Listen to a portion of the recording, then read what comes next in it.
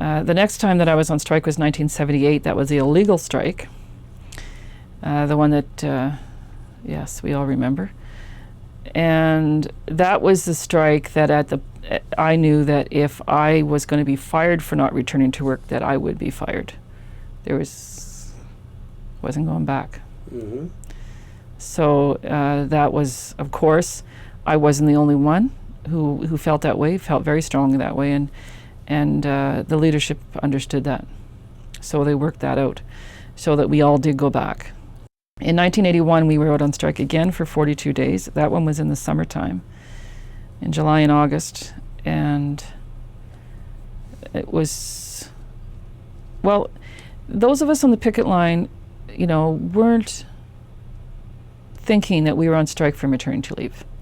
And I know that this was a breakthrough and this is a big thing. And I know, even this year we're celebrating this, that we won maternity leave on that strike. But for many of us on the picket line, it wasn't what we thought we were on strike for. We were on strike because they would negotiate with us and we didn't get what we wanted. And what was in the package? Well, I don't know. They just didn't give us what we wanted. So we were out there on principle, and there was a strong base of us at that point. And we had a great summer. I mean, for many of us, it was a strike that we reflect back on very fondly because it was July and August, and it was Alberta, and it was pretty nice weather, and there were no scabs crossing our lines, no buses trying to run through, which is what came later. It was terrifying. It was horrible.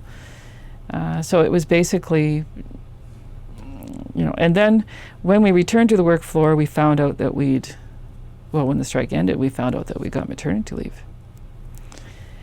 And for some of us who were childbearing age, it was, oh, okay, I don't really see myself using that, but whatever, But for some of the older women who knew they wouldn't use it, they were not happy, some of them.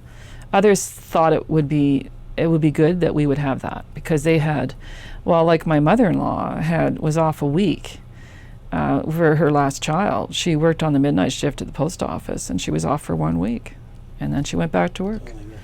So the reality was you didn't get leave, So they saw it as a gain. They understood it.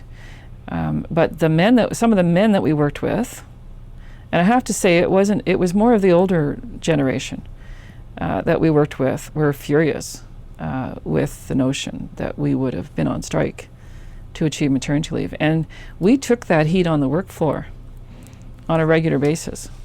So if you were a union steward, in fact, you got a lot more of that dissatisfaction expressed to you because they wanted to make sure the union knew how they felt about it. And we saw it in meetings and so on too within the local. So there, I know, and as I explained to you before, sometimes the leadership was ahead of the membership. Sure. Well, that's kind of logical, right? That's what was happening. So yes, we celebrate that, and it was a great gain. And we were excited about it, but it wasn't what most of us thought we were, walking the line for every day because I'm going to get maternity leave. Mm-hmm. No.